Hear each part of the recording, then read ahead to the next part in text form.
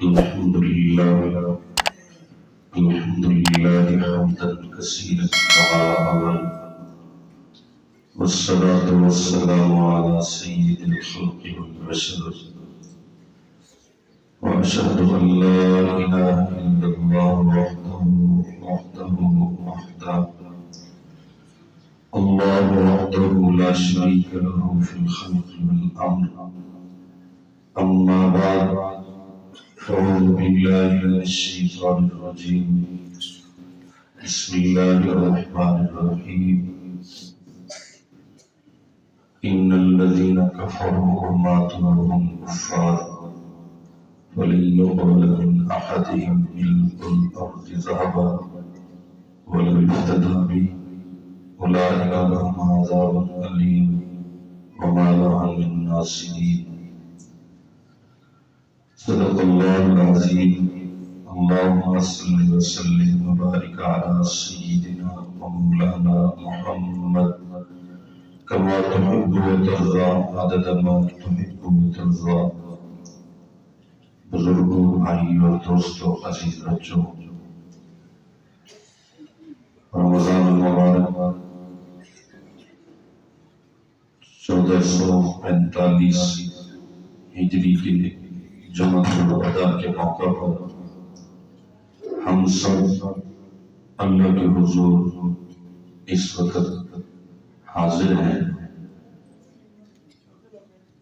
حدیث وقت میں آتا ہے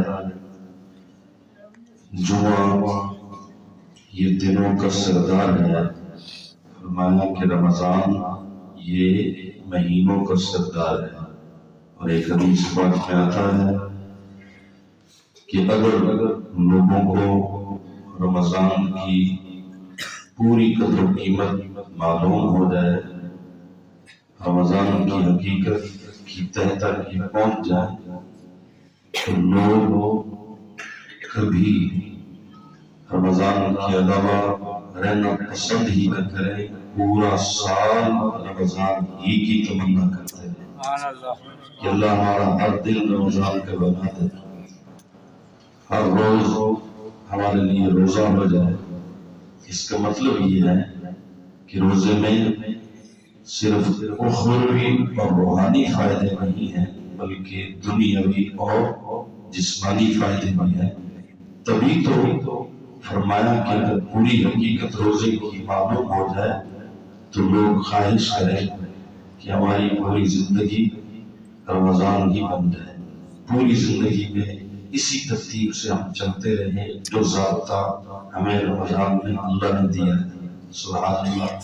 سحری کا وقت ہے، افطار کا وقت ہے، نمازوں کی پابندی ہے، قرآن مجید کی تلاوت ہے، ایک خاص ترتیب میں پورا معاشرہ، ہر گھر، ہر فرد رمضان المبارک مانا جاتا ہے۔ ایک حدیث وقت میں آتا ہے، فرمایا کہ جنتی آدمی جب اپنی جنتی حور کے ساتھ جنت کی کسی لہر میں بیٹھا ہوگا تو وہ آپس میں بات کریں گے کہ میں بھلا کب اللہ کے ہاں آپ کے لیے چنی گئی تھی۔ وہ کہے گا مجھے کیا پتا ہے؟ تو وہ جنتی حور اسے کہے گی کہ جب آپ نے کبھی اللہ کے لیے روزہ رکھا تھا، حلال چیزوں سے آپ بچے تھے، اور رمضان المبارک اور گرمی کے روزے خاص کر کے جب آپ نے رکھے تو ادھر ہمیں اعلان سنا دیا گیا کہ دنیا میں وہ تکلیف اٹھا رہا ہے، اس کے بدلے میں ہم نے پہلی جنت میں حور تیار کر دی۔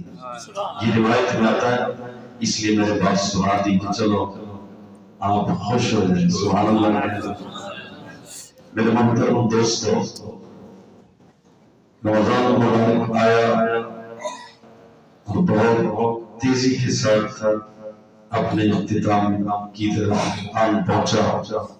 ایک حدیث میں آتا ہے کہ رمضان المبارک کی ہر روزے کی افطار کے وقت میں اللہ 10 لاکھ لوگوں کو جہنم سے آزاد فرماتا ہے۔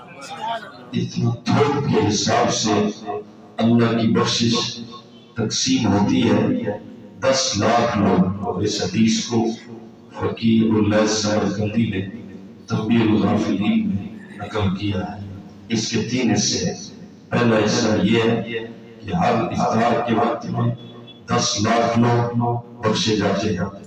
دوسرا حصہ یہ ہے کہ رمضان مبارک کی ہر جمعہ کی ہر گھنٹے میں اللہ 10 لاکھ لوگوں کو بخشش فرماتے ہیں. جمعہ کے ہر گھنٹے میں. تو ایک دن میں نے اس کا حساب کیا کہ یہ حساب تو کرے کتنی تعداد بنتی ہے. ڈر بھی لگتا ہے کہ اللہ نے کوئی نعمت ہمیں کبھی گن کر نہیں دی ہے، بے حساب دی ہے. وَإِن تَعُدُّوا نِعْمَتَ اللَّهِ لَا تُحْصُوهَا. اللہ فرماتے ہیں تم میری نعمتوں کو شمار کرنا چاہو نہیں کر سکتے ہو. گنتی چونکہ زیادہ تھی مجھے شوق پیدا ہوا کہ اس کل کا حساب کریں، جمع کریں کتنے لوگ بنتے ہیں. پہلا حصہ یہ ہے کہ ہر افطار کے وقت میں 10 لاکھ لوگوں کی کوشش ہوتی ہے. دوسرا حصہ یہ ہے روایت کا کہ ہر جمعہ کے ہر گھنٹے میں 10 لاکھ لوگوں کی کوشش ہوتی ہے. یہ جو میں نے کل حساب کیا یہ تعداد بنی 3 کروڑ لوگ جو افطاریوں کے وقت میں بخشے گئے. 9 کروڑ 60 لاکھ لوگ جو رمضان کے ہر جمعہ کے ہر گھنٹے میں بخشے گئے. 9 کروڑ 60 لاکھ جمع 3 کروڑ کتنے ہو گئے؟ 12 کروڑ 60 لاکھ. اب روایت کا اگلا حصہ سنیے. فرمایا رمضان کی جب آخری رات ہوتی ہے، سبحان اللہ کہنے والا محبت سے اللہ کہتے ہیں مجھے پتا ہے فرشتوں، لیکن تمہیں تمہاری ایک بات یاد دلانے کے لیے میں یہ بات کر رہا ہوں. تم نے کہا تھا انسان کو کس لیے پیدا کر رہا ہے. میں نے کہا تھا انی اعلم ما لا تعلمون، جو میں جانتا ہوں وہ تم نہیں جانتے. اس لیے جب انسان کو اللہ نے نوازا ہوتا ہے تو فرشتوں کے اوپر لازمی اللہ وہی بات یاد دلاتے ہیں تم نے یہ کہا تھا، میں نے یہ کہا تھا، اس لیے میں نے اس کو پیدا کیا. تو فرمایا کتنے لوگوں کو بخشش کا پروانہ ملا. وہ بتاتے ہیں کہ افطاریوں میں بھی بخشش کے پروانے چلتے رہے، رمضان کے جمعوں میں بھی بخشش کے پروانے چلتے رہے. تو اللہ فرماتے ہیں اس روایت کا اگلا حصہ یہ ہے اللہ فرماتے ہیں فرشتوں جتنے لوگوں کی پورے مہینے میں بخشش ہوئی ہے آج ایک رات میں کتنے لوگوں کو بخش رہا. اتنی خوش نصیبی کی بات ہے، کتنا سعادت مند ہے وہ کہ جو کسی نہ کسی کھاتے میں آ جائے.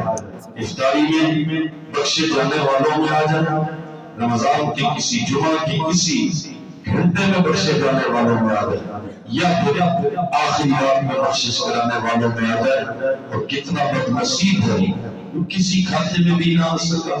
خدا کی رحمت اس طرح تقسیم ہو رہی ہے، اتنی گنتی اتنی بنتی ہے تو میں کہا کرتا ہوں اس نے تو کبھی ہمیں گن کر نہیں دیا.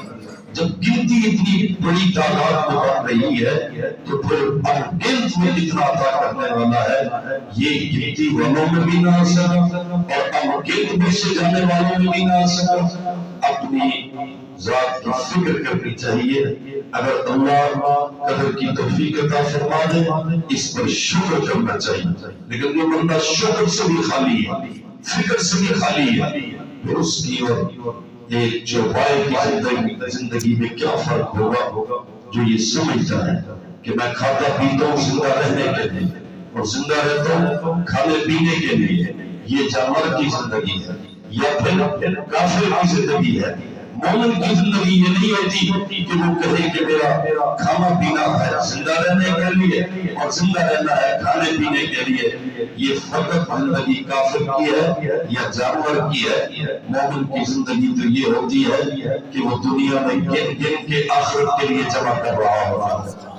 جمعہ کے بارے میں حدیث پاک میں آتا ہے کہ جمعہ کے دن ایک گھڑی قبولیت کی ہے. یہ بالکل کلیئر بات ہے. وہ گھڑی کب ہے کون سے وقت میں ہے اس کا نہیں بتایا ہے، لیکن یہ ضرور ہے کہ جمعہ کے پورے دن میں ایک گھڑی قبولیت کی ہے. اللہ سے جو مانگو وہ تمہارا رب تمہیں عطا کرے گا. یہی وجہ ہے کہ اسلامی معاشرے میں جمعہ کے دن چھٹی ہوتی ہے. جمعہ اہتمام سے گزارا جائے، جمعہ قدر اور شکر کے ساتھ گزارا جائے، فکر کے ساتھ گزارا جائے، جمعہ پوری مسیحی کے ساتھ گزارا جائے۔ جمعہ اسلامی معاشرے میں دلوں کا سردار دل کے طور پہ مانا اور گزارا جاتا ہے۔ اب حدیث وقت کو بتا دیا گیا کہ ایک گھڑی قبولیت کی ہے، لیکن وہ گھڑی کب ہو سکتی ہے؟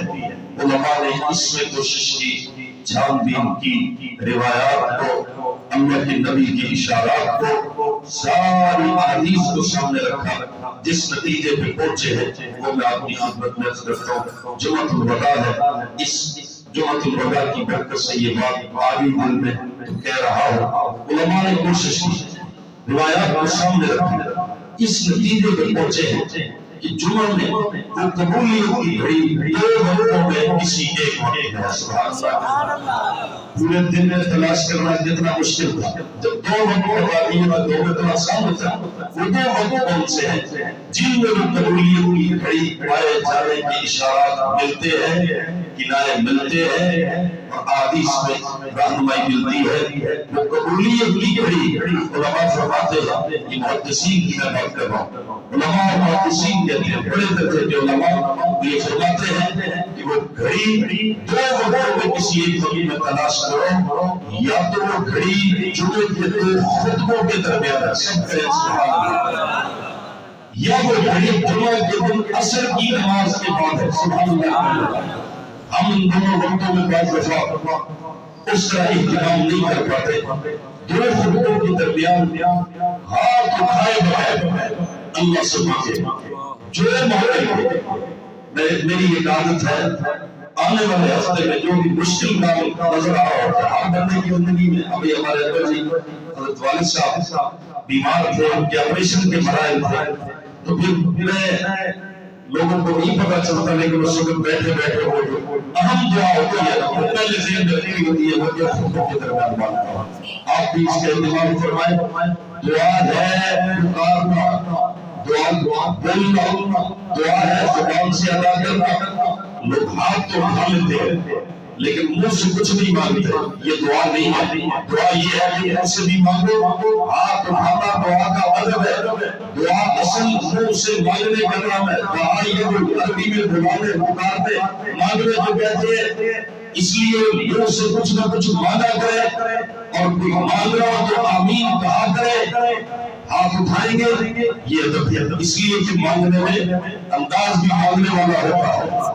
حدیث وقت میں عجیب کچھ حدیث یاد آگے بخاری شریف میں موجود ہے، رحمت کائنات صلی اللہ علیہ وسلم نے دعا مانگتے تھے، رحمت کائنات سبحان اللہ، خدا جل کہہ رہا ہے میرے محبوب آپ کی ساری تعریف اور توصیف میرے ذمہ ہے۔ سبحان اللہ، آپ کی پوری توصیف اور تعریف میں نے قرآن کی آیتیں بنا دی ہے، اور آپ کو یہ بتا دیا ہے کہ کائنات کے آخر میں آپ کو بھیجنے کا مقصد کائنات انسانی کا پورا عروج ہے، اور اس عروج میں میرے محبوب ہم آپ کو نبی و پیغام بنا کے بھیج رہے ہیں۔ اس ہستی کو آقا دو عالم صلی اللہ علیہ وسلم سے اللہ سے مانگنے کا شوق کتنا ہے۔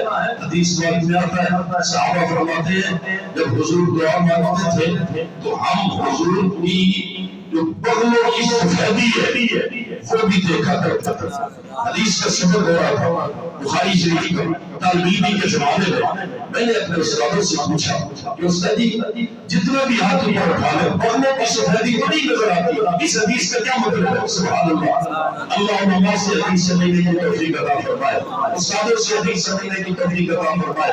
آج فتنوں کا دور ہے، ہر بندی کہتا میں قرآن میں اپنی نشر کر سکتا ہوں، حدیث پہ اس کے سچن کھا رہا ہے، نہ اس کو صرف کا بتانا، نحو کا بتانا، اصول کا بتانا، فروع کا بتانا، قرآن کا بتانا، حدیث کا بتانا، جو چاہتا ہے دین پہ مشق ستم کھانے کے لیے کھڑا، یا جیلی گارڈن کا پرچہ ہوتا ہے، جیلی اگر گارڈن اور بریگیڈیئر میں اس سے پرچہ ہوتا، جیلی طور پہ کسی بھی محکمے کو اپنے اپنے اوپر سے کرنا چاہے اور نعمت لگانا چاہے اس کی پکڑنے پر ہوتی ہے، لیکن دین میں ظلم ڈھانے والے یہاں خود تیار کر کے سکندر کے نام پہ پیش کیے جاتے ہیں، میڈیا پہ بیٹھ کے علماء کی عزتوں کے ساتھ کھیلو اور لوگوں کے ذہن میں یہ ڈالو مولوی کیا کر رہا ہے، ہر بندہ قرآن حدیث بتا سکتا ہے۔ میں کہتا ہوں اتنا جیلی کے اندر مجرم نہیں ہے، اتنا اپنے آپ کو جیلی کے اندر اور جبر کہلانے والا مجرم نہیں ہے، ایک بندہ فوجی نہیں ہے، فوج کی وردی پہن کے وہ گزرے تو صحیح ذرا ہونا، فوجی وہ نہیں پکڑے گی، ایک پولیس میں نہیں ہے، پولیس کی وردی پہن کے اگر گاڑیاں روکنا شروع کر دے لوگ کہتے ہیں یہ ہے چور ہے ڈاکو، پولیس کی وردی میں ہے، اس کی سزا بھی عام چور اور ڈاکو سے زیادہ ہے۔ اس نے ایک فیملی کو بدنام کرنے کی کوشش کی ہے، وہ عالم نہیں ہے، سند یافتہ نہیں ہے، اس کے پاس سند نہیں ہے، قرآن کس سے پڑھا نہیں پتا، حدیث کس سے پڑھی نہیں پتا، فقہ کس سے پڑھی نہیں پتا۔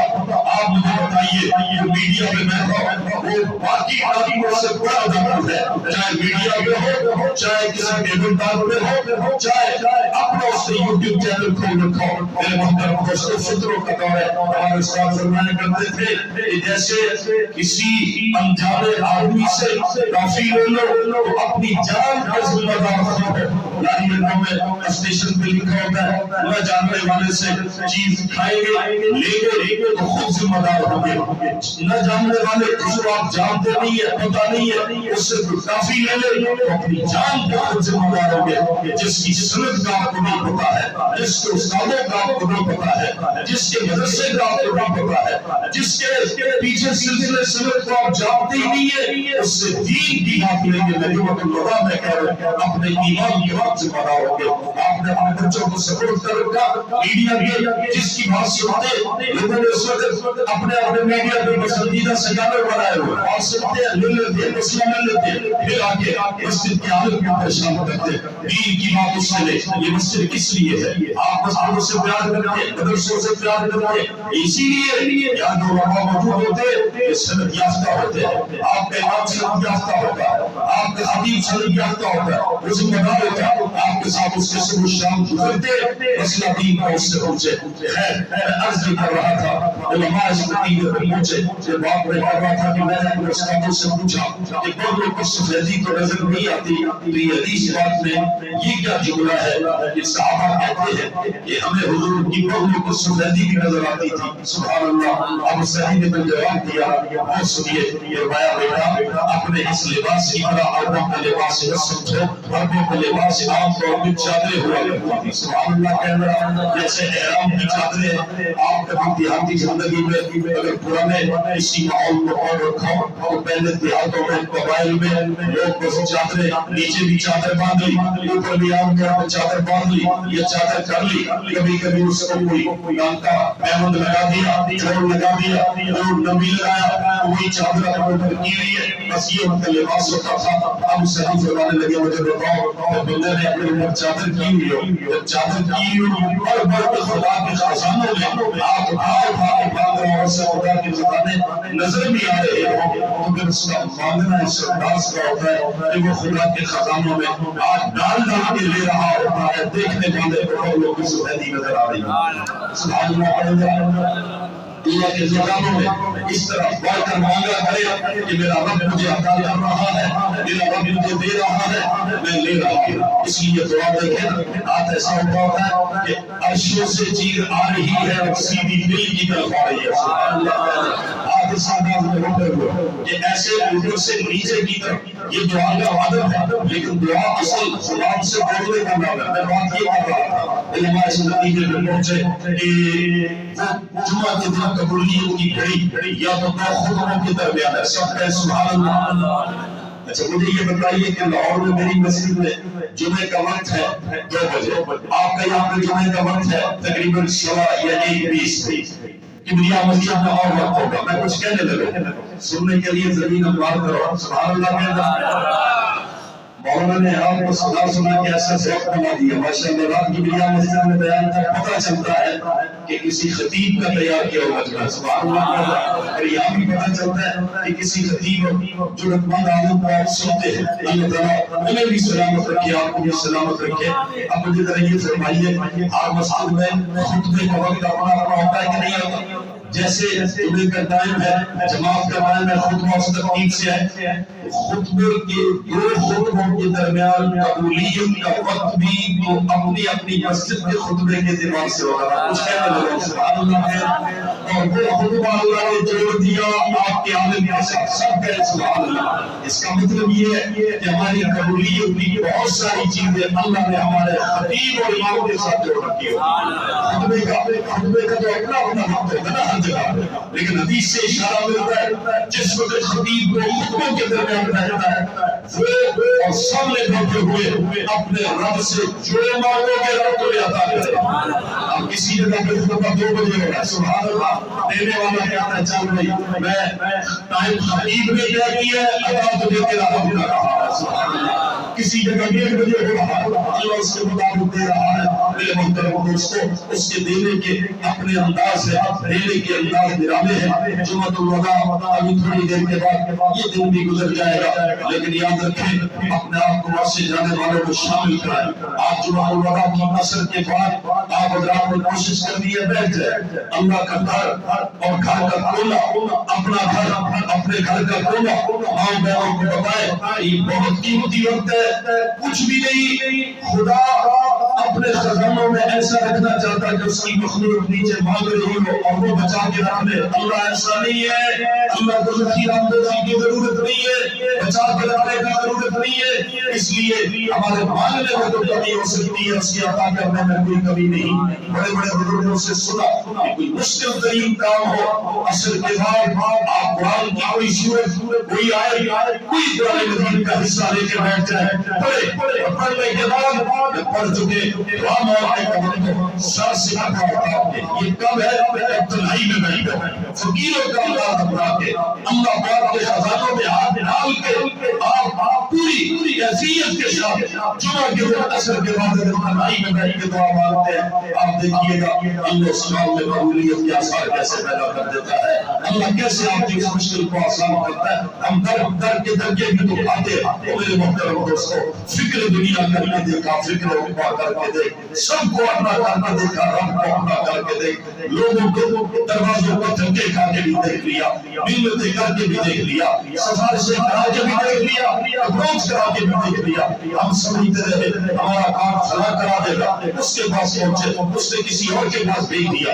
آپ کے ساتھ روزانہ نہیں ہوتا، ہمارے ساتھ روزانہ نہیں ہوتا، 1 بجے کا کام ہوتا ہے، 10 دفعہ کے چکر لگانے پڑتے ہیں۔ اللہ فرماتے ہیں نحن اقرب الیہ من حبل الورید، اور میرے بندے میں تمہیں اشارت سے زیادہ قریب ہوں، تجھے کسی اور ذات میں بھیجوں گا بھی نہیں، تجھے کسی ایسی تکلیف میں ڈالوں گا بھی نہیں۔ تو اگر خود کو پکار رہا ہے یا شرم کہتے کہتے بھولے سے تیری زبان سے یا سمجھ نکل گیا ہے، شرم نے تجھے جواب نہیں دیا ہے، تیرا رب تجھے ضرور جواب دے گا۔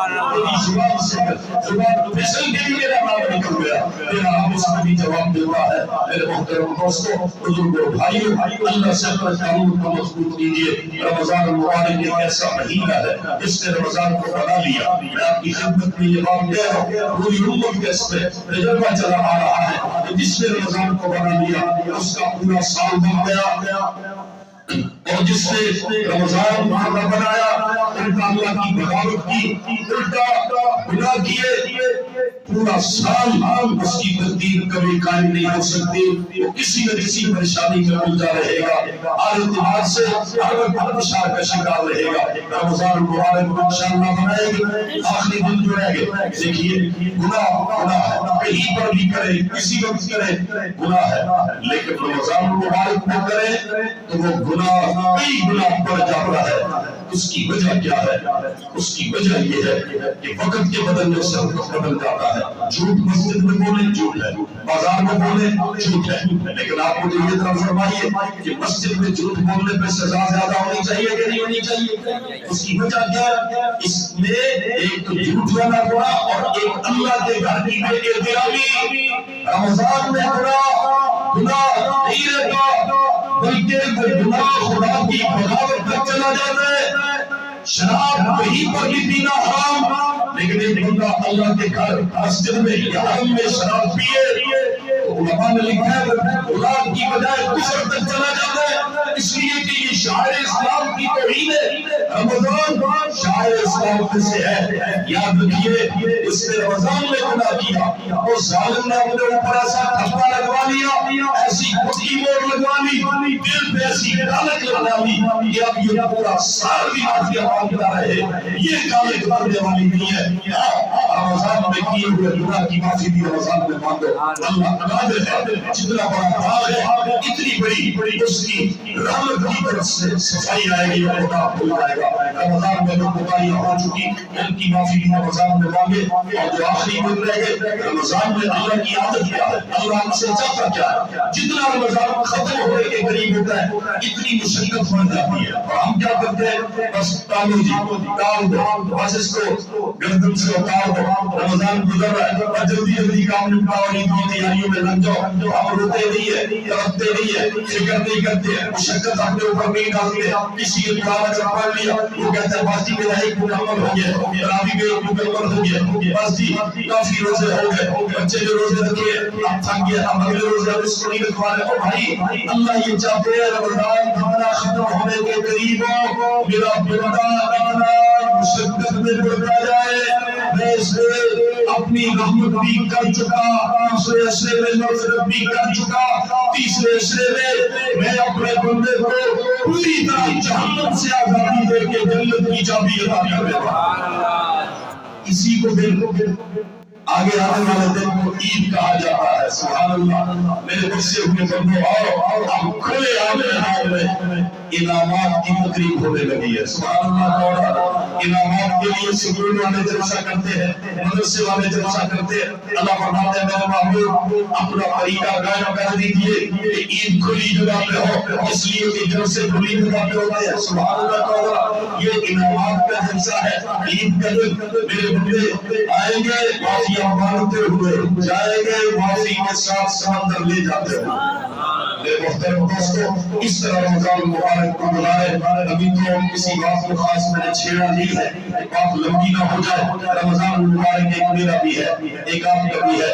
رمضان اللہ والے جتنا مشقت والا ہوتا تھا اتنا شوق سے گزارتے تھے۔ سبحان اللہ۔ آج تو آسانی نہ ہوگی لیکن یہ چند دن کی مشقت ہے، اس چند دن کی مشقت کے جسم اور روح اور کیا فائدے ہوں گے یہ آپ یہ سال بتائے گا، اور پھر دنیا سے جائیں گے تو قبر آخرت میں ذخیرہ آخرت بتائے گا، نیکیوں کا بینک بیلنس بتائے گا کہ آپ کو مشقتوں میں رب نے کیا کچھ عطا کیا ہے۔ میرے محترم دوستو ایک رمضان مبارک میرا اور آپ کا ہے، ایک رمضان مبارک امت کے اولیاء کا تھا، امت کے بزرگوں کا تھا، امت کے بڑوں کا تھا، امت کے مجاہدین کا تھا۔ پہلی دفعہ جب روزے نازل ہوئے، پہلی دفعہ جب اللہ نے رمضان عطا کیا، آپ کو معلوم ہے روزے تو پہلی امتوں میں بھی چلے آ رہے تھے، 1 2 3 4 اللہ روزوں کا حکم دیتا تھا، لیکن اس امت کو پورا مہینہ اللہ نے رمضان مبارک عطا کیا۔ جب پہلی بار رمضان کا حکم آیا تو 2 ہجری تھا، یاد رکھیں 2 ہجری میں روزے فرض ہوئے، روزے فرض ہوئے، صحابہ روزے رکھنا شروع ہوتے ہیں، ابھی 10 11 روزے رکھے اللہ حکم دیتے ہیں۔ میرے محبوب کے صحابہ مجھے معلوم ہے کہ ابھی میں نے رمضان اتارا ہے، مدینے میں تم نمازیں پڑھ رہے، میرے محبوب کے ساتھ روزے رکھ رہے، سحری افطاریاں کر رہے، لیکن تمہارے رب کو یہ پسند ہے تم اپنے محبوب سمیت میرے محبوب سمیت مدینے میں نہیں بقیہ دن جاؤ، بدر میں جا کے اللہ کے نام کے لیے جنگ کرتے ہوئے گزارو۔ یہ ان کا رمضان تھا، 2 ہجری ہے۔ مجھے ذرا یہ فرمائیے 12ویں روزے کو اس قافلے مراد نے مدینے سے چلنے کا حکم دیا ہے، بدر کے میدان میں جانا ہے۔ پہلا رمضان ہے، عرب کی گرمی ہے، نوکیلے پتھر ہے، گرم ریت ہے، اور گھروں سے دور تعداد تھوڑی، 6 تلواریں، 8 گھوڑے، 2 گھوڑے، 70 کروڑ، 313 کی تعداد، پہلی جنگ ہے اور اپنی جان ہتھیلی پہ رکھ کے جانا ہے۔ 12ویں روزے کو یہ قافلہ چلا، 7ویں روزے کو بدر کے میدان میں پہنچا۔ بدر کے میدان میں پانی کوئی سایہ نہیں، تعداد اپنی تھوڑی ہے، پھر لڑنا ہے، پھر روزے کی حالت ہے۔ یہ بھی نہیں پتا کہ بچتے ہیں یا نہیں بچتے. ایک ایک بندے نے تین بندے ہٹے کٹے کافروں کے ساتھ لڑائی کرنی ہے، میدانی جنگ ہے، میں نے سارے اشارے کر دیے. مجھے یہ فرمائیے کسی ایک صحابی نے بھی حضور کو نہیں کہا، مشورے کے طور پر بھی نہیں فرمایا کہ یا رسول اللہ عید قریب ہے، 12-13 روزے رہ گئے، عید کے بعد ہم تیاری کر کے آئیں گے، ہم محنت کر کے آئیں گے اور لوگوں کو بھی اکٹھا کر کے لائیں گے. میں تو کہا کرتا ہوں ہم ہوتے تو یہ مشورہ ضرور دیتے. اللہ نے حضور کو ہیرے چور کر عطا کیے ہیں. ہمیں جس زمانے میں بھیجا اللہ کو پتا تھا ہم اس زمانے کے قابل ہیں. ان کو خدا نے جس زمانے میں بھیجا تھا، خدا کہتا ہے میں نے تمہارے دل اور دماغ چیک کر کے محمد مصطفیٰ کے لیے تمہیں چنا ہے. تمہیں میں نے چنا اس لیے ہے کہ تم اب زمین کے ذرے نہیں رہو گے، آسمان کے تارے بن جاؤ گے. میرے محبوب کے ساتھ جڑو گے، روشنی تمہیں آئے گی، فیض تمہیں آئے گا. حضور کی شاگردی دنیا بھر کو نظر آئے گی کہ حضور کے شاگرد کیسے ہوتے ہیں، صحابہ کیسے ہوتے ہیں. کسی ایک نے بھی نہیں کہا یا رسول اللہ تھوڑے سے دن تو رہ گئے، آپ اپنا کام چلے جائے نا، دفتر میں دھکے لگے، یہ سامنے تو ابھی چلے گئے، آج چلے گئے، آپ کا کام نہ ہو آپ کیا کریں گے؟ آپ کہیں گے عید کے بعد دیکھوں گا. میرے ساتھ ہوا، اس سے مجھے یہ بات سمجھ میں آئی. کسی دفتر میں شرافتی کار کے لیے میں گیا، طالب کا زمانہ تھا، رمضان کا روزہ تھا، 17واں روزہ تھا، جمعے کا بیان بھی کرنا تھا، قرآن بھی سنانا تھا. جب کام نہیں ہوا رش پڑ گیا راجہ آفس میں نے اپنا پرانا کاغذ جیب میں ڈالا اور میں نے کہا عید کے بعد دیکھ لیں گے. راستے میں جا رہا ہوں تو اچانک خیال آیا کہ آج کے دن تو غزوہ بدر بھی ہوا تھا. سبحان اللہ. ہم اپنا کام اس کو بھی کہہ دیتے ہیں عید کے بعد دیکھا جائے گا. یہاں پاکستان کی گرمی ہے، پھر یہاں کے تفاضل ہے، پنکھے تو لگے ہوئے ہوں گے نا، اے سی کے ہوگا، اس کے باوجود ہمیں روزہ تراویح اور ہماری ٹوٹی ٹوٹی عبادت ہمیں اپنے کام کے لیے بھی نہیں چھوڑتی. ہم کہتے ہیں ہمیں تو سکون میں روزہ رکھنا ہے، ہمیں تو اطمینان میں روزہ رکھنا ہے، اس کے باوجود بھی ہم لوگ یہ کام ادا نہیں کر پاتے. واہ صحابہ، واہ سبحان اللہ. صحابہ تم آ کے کیا بانی میں کھڑے ہو اور اس طرح اس وقت کا مقابلہ کرنے کے لیے روزے کی حالت میں خدا کے سپاہی بن کے لڑنے کے لیے آئے ہوئے ہو. اللہ کہتا ہے صحابہ جو کچھ تمہارے پاس تھا تم لے کے آگے، جب تم نے سب کچھ لا کے رکھ دیا میرے بابو، پھر جو کمی رہ گئی ہے آسمان کے فرشتے بھیج کر پوری کرو. اس حدیث میں فاستجاب لكم انی ممدکم بألف من الملائکہ مردفین. اللہ فرماتے ہیں سنو میرے سپاہیوں، میں آج کے دن آسمان کے فرشتوں کے دستے بھیج رہا ہوں اور ان دستوں کو کہہ رہا ہوں فرشتوں میں تم میں سے ایک کو بھی بھیجتا جو سب کافر مارے جاتے. ایک فرشتہ ایک پھونک مارے سارے کافر جل گئے. لیکن مفسرین نے لکھا ہے اللہ نے اتنے فرشتے کیوں بھیجے؟ اتنے فرشتے بھیج کر اللہ بتا رہے آج فرشتوں کی مرضی نہیں چلنی. فرشتوں دنیا میں جا کر ایسے لڑنا ہے جیسے میرے نبی کے ساتھ. آج اپنا زور نہیں چلانا، اپنے زور کو بچانا ہے، صحابہ کو دیکھنا ہے جیسے وہ لڑ رہے ہیں تم نے ان کی اتباع میں لڑنا. اللہ نے فرشتوں کو ان صحابہ کی اتباع کا حکم دیا. فضائے بدر پیدا کر فرشتے تیری نصرت کو اتر سکتے ہیں گردوں سے. قطار اندر قطار بھی عمری کے ماننے والے نہ کسی نئے نبی نے آنا ہے نہ صحابی نے بھیجا ہے. نبوت کا دروازہ بھی کہیے نبوت کا دروازہ، نبوت کا دروازہ بند، نبوت کا دروازہ بند ہے، صحابیت کا دروازہ بھی بند ہے. ولایت کی کھلی ہوئی ہے. بلال مسجد کے نمازیوں، اللہ کے محبوب کی ختم نبوت صحابہ کی عظمت آپ کو ولایت کا راستہ دکھاتی ہے. رمضان اپنے آخری دنوں میں ہے، اللہ کی ولایت اللہ کی دوستی میں آ جائیے اور رمضان مبارک کے روزے سے بڑھ کر خدا کی پیاس، خدا کے لیے بھوک میں اللہ کی دوستی چھپی ہوئی ہے. تفصیل کا وقت نہیں ہے، مجھے ذرا یہ بتائیے نا بندے کو جس سے محبت ہوتی ہے اسے کہتا ہے یار میں نے صبح سے تیرے لیے ناشتہ نہیں کیا، سبحان اللہ. اسے کہتا ہے آبی ہوا میں تیرا انتظار کر رہا ہوں. میں نے ابھی تک کھانا نہیں کھایا، یا کہتا ہے عید کے دن کھانا اکٹھا کھائیں گے، اللہ خوش ہو جاتا ہے کہ یار یہ میرے دوست سمجھ رہا ہے، ابھی ہمارے پاس ہمارے ایک دوست ہے کہ افطاری آج اکٹھی کریں گے، ہوتا ہے کہ نہیں ہوتا؟ اللہ پاک نے کلمہ پڑھنے کے بعد 4 عبادتیں رکھی ہیں، کلمے کے ساتھ 4 عبادتیں مل کے 5 باندھی ہے، کلمہ، نماز، روزہ، حج اور زکات، ان کو کہا جاتا ہے ارکان خمسہ۔ بنی الاسلام علی خمس، اسلام کی عمارت کی بنیاد 5 چیزوں پہ رکھی ہے، 5 چیزوں میں سے ایک ہو گیا کلمہ، باقی رہ گئی 4۔ کلمہ پڑھنے کے بعد، اسلام لانے کے بعد، ایمان قبول کرنے کے بعد اللہ نے 4 عبادات دی ہے۔ یاد رکھیے اللہ سے ہمارا تعلق حاکمیت کا بھی ہے، اللہ سے ہمارا تعلق محبوبیت کا بھی ہے، اللہ ہمارا حاکم بھی ہے، اللہ ہمارا محبوب بھی ہے۔ صرف حاکم نہیں ہے، صرف حاکم جو ہوتے ہیں نا انہیں اوپر سے سیلوٹ لگ رہے ہوتے ہیں، اندر سے گالیاں پڑ رہی ہوتی ہیں، اوپر سے لوگ جھکے ہوتے ہیں، اندر سے اتنی گالیاں نکال رہے ہوتے ہیں۔ اللہ ہمارا حاکم بھی ہے، اللہ سب سے بڑا حاکم بھی ہے اور ساتھ ساتھ محبوب بھی ہے۔ ہم اس کے سامنے جھکے ہوتے ہیں، جسم بھی جھکا ہوتا ہے، دل بھی جھکا ہوتا ہے، آدھا بھی جھکے ہوتے ہیں، دل دماغ بھی جھکے ہوتے ہیں۔ اللہ سے بندے کا تعلق حاکمیت کا بھی ہے۔ ایک پورا فلسفہ 4 عبادات کا رکھا اور لیکن 2 جملوں میں اللہ کے ساتھ ہمارا تعلق محبوبیت کا بھی ہے، حاکمیت کا بھی ہے۔ اللہ حاکم بھی ہے لیکن دنیا کے حاکم جیسا نہیں، محبوب بھی ہے لیکن دنیا کے محبوب جیسا نہیں۔ اللہ ہمارا حاکم بھی ہے، اللہ ہمارا محبوب بھی ہے۔ کلمہ پڑھنے کے بعد 2 عبادات کا تعلق اللہ کی محبوبیت کے ساتھ ہے، 2 کا تعلق اللہ کی حاکمیت کے ساتھ ہے۔ سبحان اللہ کہے، میں اشارہ کر دے تو بات تو بڑی تفصیلی ہے۔ 2 عبادات جن کا تعلق اللہ کی حاکمیت سے ہے وہ کون سی ہے؟ ایک عبادت کو کہتے ہیں نماز اور دوسری کو کہتے ہیں زکات۔ نماز اور زکات یہ 2 عبادتیں ایسی ہیں بندہ جب پڑھ رہا ہوتا ہے اس وقت پتہ چلتا ہے یہ بندہ اپنے رب کو سب سے بڑا حاکم سمجھتا ہے۔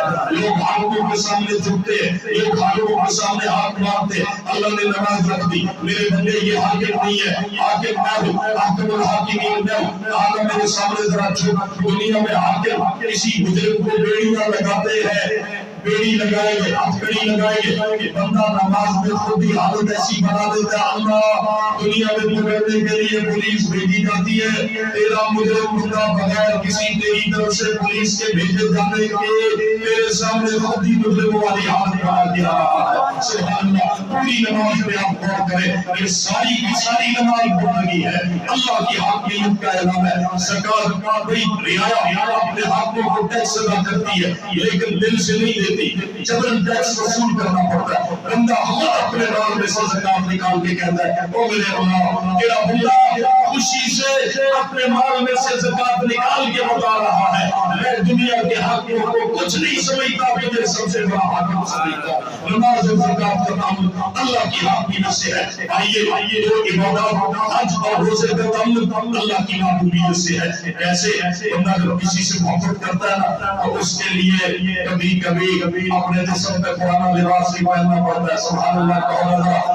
محبت کے لیے فقیر بھی بننا پڑتا ہے، اس کی گلیوں کے چکر بھی لگانے پڑتے ہیں، جھوٹی محبتوں کے لیے ملتا پھر بھی کچھ نہیں ہے۔ اللہ کہتے ہیں میرے بندے حج اور عمرے کی صورت میں، حج اور عمرے کی عبادت میں ذرا میرے لیے آنا، سبحان اللہ، خوشبو بھی نہیں لگانی، صابن بھی نہیں لگانا، 2 کفن کی چادریں پہن کے، ہوائی چپل پہن کے ذرا میرے شہر اور میری گلیوں کے چکر لگا کے بتا عاشق کیسے ہوتے ہیں۔ سبحان اللہ۔ یہ عاشق نہیں ہوتے جن کو مار پڑ رہی ہو، بےزتی ہو رہی ہو، عاشق کیسے ہوتے ہیں دل جب ہو جاتے ہیں نا۔ سبحان اللہ۔ حضرت ابراہیم بن ادم اور مائی رابعہ بصریہ کا آپس میں مطاف کے اندر اتفاق ہو گیا اکٹھا طواف کرنے کا۔ حضرت مائی رابعہ بصریہ طواف کر رہی ہے، ابراہیم بن ادم نے محسوس کیا وہ بھی اللہ کے ولی، یہ بھی اللہ کی ولی ہے۔ انہوں نے محسوس کیا کہ یہاں کوئی ایسی ہستی ہے کہ جس پر خدا کی رحمت کعبے کے بعد سب سے زیادہ برس رہی ہے۔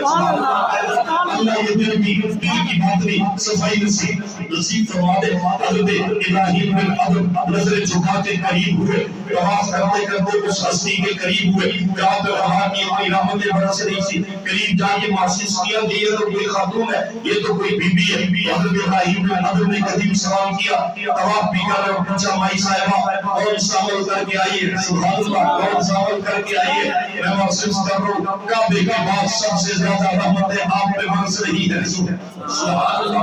حضرت مائی رابعہ بستیہ نے قدیم بات کہہ دی، حضرت ابراہیم بن ادم عراق سے چلے تھے، اللہ کے گھر پہنچنے کے لیے ابراہیم بن ادم نے اہتمام کیسا کیا، عبادت شوق سے کیا کرو، اللہ اپنا ولی بنا لیتا ہے، اللہ بھی اپنی محبت کا جلوہ عطا کر دیتا ہے، اللہ بھی اپنی دوستی کا اعلان کر دیتا ہے، یہ میرا بندہ ہے، اس پر میری تجلی ہوگی، تجلی ہوتی ہے، بندہ زمین پہ نظر آتا ہے، خدا پاک اس کو اپنا قرب عطا کر دیتا ہے۔ اللہ سے وہ تجلی مانگا کرو، ابھی تاجاتے بھی باقی ہے، رمضان کی آخری رات بھی باقی ہے، لیلۃ الجائزہ بھی باقی ہے۔ حضرت ابراہیم بن ادم کیسے پہنچے اللہ کے گھر میں؟ مصلی ساتھ ہے، لوٹا بھی ساتھ ہے۔ حضرت ابراہیم بن ادم جہاں ایک قدم اٹھاتے اگلے قدم پہ مصلی بچھاتے، مستند بات کرو، حضرت ابراہیم بن ادم ہر قدم پہ 2 رکعتیں پڑھتے ہوئے اللہ کے گھر پہنچے۔ کئی مہینوں کے سفر کے بعد اس کو پتہ کیا کہا جاتا ہے؟ سر کے بل چل کے آنا، سبحان اللہ۔ آپ نے یہ تو سنا ہوگا کہ فلاں آدمی سر کے بل چل کے آیا، لیکن اس کی حقیقت خدا کے عاشقوں کے علاوہ کہیں نہیں پائی ہوگی۔ سر کے بل چل کے آنے کا مطلب یہ ہوتا ہے ایک قدم اٹھایا پھر اس جگہ پہ سجدہ کیا، سبحان اللہ۔ ایک سجدہ کیا، سجدہ کر کے جب آپ اگلا قدم اٹھائیں گے اور سجدے والی جگہ پہ پھر آپ قدم رکھیں گے اور قدموں والی جگہ پہ سجدہ، تو اسے کیا کہا جائے گا؟ سر کے بل۔ اب وہ تو سر کے بل چل کے آنے کا مطلب یہ نہیں ہوتا کہ جناب الٹا لٹک کے آیا، سر کے بل چل کے آنے کا مطلب ہوتا ہے قدم قدم پہ سر جھکا کے آیا۔ ابراہیم نے قدم جب مائی صاحبہ کے قریب ہوئے پوچھا، مائی صاحبہ کون سا عمل کر کے آئی ہے؟ یہ خود بڑی محنت کر کے پہنچے تھے۔ مائی صاحبہ سے اللہ نے عجیب جملہ کروایا، سبحان اللہ۔ آج بھی ایسے چیزیں ہیں جو میں مردوں کا عاشق نہ ہوتا ہے، اور آپ کے والد صاحب کہہ رہے تھے کہ خواتین ماشاءاللہ کتنی محبت سے آتی ہے، اللہ نے اپنی محبت عطا فرما دی۔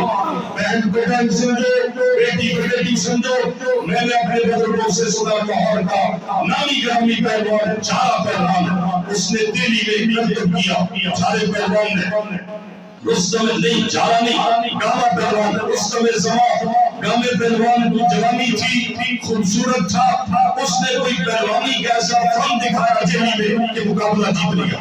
ایک عورت نے پیغام محبت بھیج دیا، پیغام دوستی بھیج دیا، پہلوان ہے، دنیا دار ہے، لیکن ہمارے استاد کہتے ہیں ایسے بھی کوشش کے لیے ہو سکتا ہے یہی جملہ کافی ہو جائے۔ عورت نے محبت کا پیغام بھیجا پہلوان صاحب کو، گامے پہلوان نے آگے پتا کیا پیغام بھیجا کہ میں زندگی بھر انشاءاللہ آپ کا بیٹا بن کے رہوں گا۔ کیسی بات کہہ دی؟ وہ پیغام محبت بھیج رہی ہے اور یہ شکریہ کے طور پہ کہہ رہا ہے میں بیٹا بن کے رہوں گا، سبحان اللہ۔ ہمارے ساتھ کہتے ہیں اللہ اسی جملے کو اس کو بخش دے تو اس کے لیے کافی ہے۔ بہن کو بہن سمجھو، بیٹی کو بیٹی سمجھو، یہ زندگی گزر جانی ہے، لیکن ایسی بہت ساری مثالیں موجود ہیں۔ نوجوانوں کو پیغام محبت آیا اور انہوں نے بیٹا بن کے دکھایا، کسی کی عزت پہ انگلی نہیں اٹھائی، کسی کی عزت پہ غلط نظر نہیں ڈالی۔ میرے محترم دوستو، اللہ ہماری ماں بہنوں کے لیے اپنی دوستی عطا فرمائے، اپنی محبت عطا فرمائے۔ کیا کہا میں یہاں پہ بسیہ ہے، جملہ سنیں گے انشاءاللہ آپ کو بڑی دیر اور دیر تک لگ پائے گا۔ مائی صاحبہ سے نے پوچھا آپ کون سا عمل کر کے آئی ہے؟ ابراہیم بن ادم نے اپنا نہیں بتایا، کہنے لگے کون سا عمل کر کے آئی ہے مجھے بھی بتا دے، میں کوشش کروں گا۔ سبحان اللہ۔ مائی صاحبہ کے منہ سے جملہ نکلا، سبحان اللہ، لوگ سر جھکا کے آئے ہیں، میں دل جھکا کے آئی ہوں۔ یہ جملہ نکل گیا، کرامت تو ہوتی ہے، ولی کو خود بھی نہ پتا اس کے منہ سے ایسی بات نکل جائے کہ اللہ کہے بابا کیسی بات کر دی، اللہ اس کو اس کی عزت بنا دیتا ہے۔ عزت ہی کو علی میں کرامت کہتے ہیں۔ کرامت ولی کی ہاتھ میں ظاہر ہوتی ہے، پیچھے طاقت خدا کی ہوتی ہے۔ معجزہ نبی کے ہاتھ میں ظاہر ہوتا ہے، پیچھے طاقت خدا کی ہوتی ہے۔ میرے محترم دوستو، رمضان مبارک کے یہ لمحات گزر رہے ہیں، دل جھکا کے کہے انشاءاللہ خلوت میں بھی دل جھکا ہوا، پتہ یہ بندہ خدا سے ڈر رہا ہے۔ بڑا موبائل اس دور کی خلوت ہے۔ اللہ نے اپنے محبوب سے یہ پوری امت کو بتلایا ہے، میرے محبوب کو کہہ دیجئے خلوت کے گناہوں سے بچنا تمہارا کام ہے، جنت میں اپنی دوستی عطا کر دینا میرا کام ہے۔ آج کے دور میں یہ موبائل خلوت ہے، آپ بندے نے اپنا روڈ لگایا ہوا ہے، اس کا مطلب ہے یہ خلوت ہے۔ خلوت کے گناہوں سے جو بچ گیا وہی لمحہ ہوتا ہے، یاد رکھیں وہی لمحہ ہوتا ہے خدا بندے کو اپنی دوستی عطا کرتا ہے جب خلوت میں بندہ اب دیکھیں خلوت میں کون ہے ایک طاقت شیطان کی ہے، ایک رحمان کی ہے۔ سبحان اللہ، کبھی جنہوں نے دوستی کی ان کو پتا ہے کہ دو میں سے کسی ایک کا جملہ کیسا مشکل مرحلہ ہوتا ہے، نازک مرحلہ ہوتا ہے، کسی کو نے کسی کا دل جیت رہا ہوتا ہے۔ اب خلوت میں تنہائی میں یا موبائل کو روڈ لگا ہوا ہے، یا تو یہاں شیطانی قوت کام کر رہی ہے یا رحمان کی دوستی آپ کا انتظار کر رہی ہے۔ بس وہ خلوت کا لمحہ ایسا ہوتا ہے جب گناہ کا ارادہ ہو، گناہ کا پورا ماحول ہو، کوئی اللہ کے علاوہ دیکھ بھی رہا، وہاں پر شیطان اپنا زور لگا ہوتا ہے۔ جس نے شیطان پہ لعنت بھیج کے گناہ پہ تھوک پھینک کے خدا کے ڈر سے خدا کو حاضر و ناظر جان کے جس نے خدا کی دوستی کی طرف ہاتھ بڑھایا، خدا کہتا ہے میرے بندے ہم نے تجھے تھام لیا۔ پھر آپ دیکھیے گناہ سے بچنے کے بعد آپ کو خود محسوس ہوگا کہ اللہ نے کرم کر دیا۔ سبحان اللہ، سالہ سال کی دعائیں شاید وہ کام نہ کر پاتی جو ایک لمحے کسی گناہ سے بچنے سے اللہ نے مجھے روحانی قوت عطا کر دی۔ روزہ روحانی قوتوں کو بڑھانے کے لیے، رمضان روحانی قوتوں کو بڑھانے کے لیے، بہیمانی جو ہمارے اندر جانوروں والی صفات ہے ان کو دبانے کے لیے اور روح کی طاقت کو بڑھانے کے لیے اللہ نے روزہ عطا کیا ہے۔ آپ ضرور اس پر فکر کیجئے، سوچ کیجئے گا کہ آیا روحانی قوتیں بڑھی ہے، میں گناہ کا مقابلہ کر سکتا ہوں، شیطانی طاقتوں کا مقابلہ کر سکتا ہوں۔ آپ اے سی چلا دیں، ہیٹر چلا دیں اور دروازے بند نہ کریں، کھڑکیاں بند نہ کریں۔ مجھے بتائیں سردیوں میں ہیٹر فائدہ دیتا ہے کہ راستے سارے کھلے ہوئے، کھڑکیاں دروازے کھلے ہوئے، ہیٹر کی ہیٹ لینی ہے، راستے بند، داخلی خارجی سارے دروازے بند، روشن دان بھی بند، بھئی میں نے ہیٹ لینی ہے، گرمائش پوری لینی ہے۔ اچھا اے سی چل رہا، تھوڑا سا بھی اگر کمرے میں کوئی سوراخ ہو وہ اے سی پوری طرح ٹھنڈک نہیں دیتا، ایسا ہے یا نہیں ہے؟ مجھے بتائیے، نیکی تو کر لی لیکن باہر نکلتے ہی بد نظری ہو گئی، یہ راستہ بھی کھلا ہوا، یہ راستہ بھی کھلا ہوا، یہ راستہ بھی کھلا ہوا، دل کا راستہ بھی کھلا ہوا، ادھر نیکی کی شیطان کہتا ہے باہر نکل تو صحیح نہ، میں کھڑا ہونا، بازار ہے، گلی ہے، محلہ ہے، چھت ہے، پارک ہے، میدان ہے، نکل تو صحیح نہ، میں تجھے نیکی کر کے تو آ گیا لیکن نیکی کو باقی رہنے نہیں دوں گا۔ میرے مسلمان بھائی اور دوستوں، میری آخری بات، آخری پیغام، نیکی کرنا کمال اور کرنے کے بعد اس کو بچا لینا اس سے بڑا کمال۔ نیکی کرنا مشکل ہے، نیکی کرنے کے بعد اس کو بچانا اس سے زیادہ مشکل ہے۔ رمضان آیا اس لیے ہے کہ اپنی پریکٹس کر لو، مشق کر لو، 11 مہینوں کے لیے اپنے آپ میں روحانی قوت اتنی بڑھا دو کہ آئندہ تم نیکی بھی کر سکو اور کرنے کے بعد بچا بھی سکو۔ اللہ توفیق عطا فرمائے۔ سارے کوشش کریں گے آخری خارجی راستوں پر پیرا بٹھائے۔ میں وہ نوجوان بھی جانتا ہوں، ایک نوجوان مجھے ملا کہتا ہے میں آپ کے کہنے پہ گناہ سے بچ تو رہا ہوں لیکن دعا کریں جلدی جلدی روزے گزر جائیں، جلدی جلدی روزے گزر جائے، رمضان گزر جائے۔ یہ بھی خدا کی بغاوت کا اعلان ہے کہ چل کوئی نہیں، تیری بھی مان لی، 11 مہینے شیطان کی بھی مانوں گا۔ سچے دل سے توبہ کرو، اللہ گناہ کو بڑا سمجھ کے چھوڑا ہے، آئندہ ہی چھوڑنے کا حق کا اعلان کرتے ہیں۔ اللہ ہماری مدد کرتے ہو سارا، ورنہ شیطان کے انتظار میں ہے۔ اترو ایمان دو۔ میں نے نوجوان دیکھا اس کے میسیج پڑھے، عجیب حیران ہوا کہ بس عید تک میں بڑی مشکل سے فلاں گناہ سے صبر کر رہا ہوں، دعا مانگی اللہ تجھے، میں نے کہا دیکھ روحانی سکون ہے کہ نہیں؟ کہتا ہے گناہ سے بچ کے روحانی سکون جو ہے۔ تو میں نے کہا پھر اللہ تیرا ہر دن ہی عید بنا دے، سبحان اللہ، ہر دن ہی تیرا اللہ رمضان بنا دے، اللہ اپنی دوستی عطا کر دے، تو سارے انشاءاللہ کوشش کریں گے اللہ تعالیٰ توفیق عطا فرمائے۔ چونکہ یہ بات بھی ضروری ہے جو بھی میں نے کرنی ہے۔ مساجد مدارس الحمدللہ ہے، یہ دین کی رونقیں ہیں، کہو الحمدللہ، یہ دین کی بہاریں ہیں۔ کوئی مسجد ایسی نہیں کہ جو چھوٹی سے بڑی نہ ہوئی، کوئی مسجد ایسی نہیں کہ جس کو مسلمانوں نے کہا یہ بڑی ہے، بہت بڑی ہے، اس کو چھوٹا کر دو، اتنے بندے تو ہوتے نہیں، مسجدیں بن رہی ہے، سبحان اللہ۔ دنیا والوں کے، دنیا کے مذاہب کے چرچ ڈگ رہے ہیں۔ ہم نے یہودیوں اور عیسائیوں کو کہا ہماری مسجد اقصیٰ پہ لچائی نظروں سے دیکھنے والوں، میں نے رات جلسے میں کہا وہ سرخ رنگ کا تمہیں جو بچڑا ملا ہے نا، بچڑے کی ماں بھی مل جائے تو بیت المقدس تمہیں نہیں ملتا ہے۔ میری بات کو پہنچو، سوشل میڈیا پہ یہود نے مسلمانوں کو پریشان کرنے کے لیے ایک شوشہ چھوڑ دیا جی کہ وہ بچڑا مل گیا جی، جس بچڑے کو ہم جبل زیتون میں ذبح کریں گے اور پھر بیت المقدس کو گرا دیا جائے گا، مسجد اقصیٰ کو گرا دیا جائے گا۔ آپ کہتے ہیں یسوع العذاب، تمہیں بچڑے کی ماں بھی مل جائے، ساری گائے اکٹھی کر لو، تمہیں رب نے ذلیل کرنا ہے، اسلام کو رب نے خدا دینی ہے، دینی ہے انشاءاللہ۔ یہ صرف پروپیگنڈا ہے۔ تم مسجد اقصیٰ کو چھیننے کے چکروں میں ہو، ہمیں دنیا میں بتاؤ کسی اور جگہ اپنا عبادت خانہ تم چلا سکے ہو؟ عیسائیوں تمہارے چرچ بک رہے ہیں، آؤ میں بتاتا ہوں ہمارے والد صاحب ہو گیا ہے یورپ سے، جہاں چرچ بکے اور چرچ کی جگہ پہ مسجد بنی ہے، سبحان اللہ، بنی ہے کہ نہیں بنی؟ یہ دلیل ہے ختم نبوت کی، سبحان اللہ۔ کسی نے ہمارے استادوں سے پوچھا چرچ کیوں بک رہا ہے، مسجد کیوں بن رہی ہے؟ انہوں نے فرمایا چرچ کی عمر پوری ہو گئی ہے، سبحان اللہ کا، مسجد کی عمر پوری ہونی ہی نہیں ہے، نہ دین کی عمر پوری، دین بھی چلتے رہتا ہے، قرآن میں بھی جاری رہتا ہے، مسجد میں بھی چلتے رہتا ہے، اسلام میں بھی رہنا ہے۔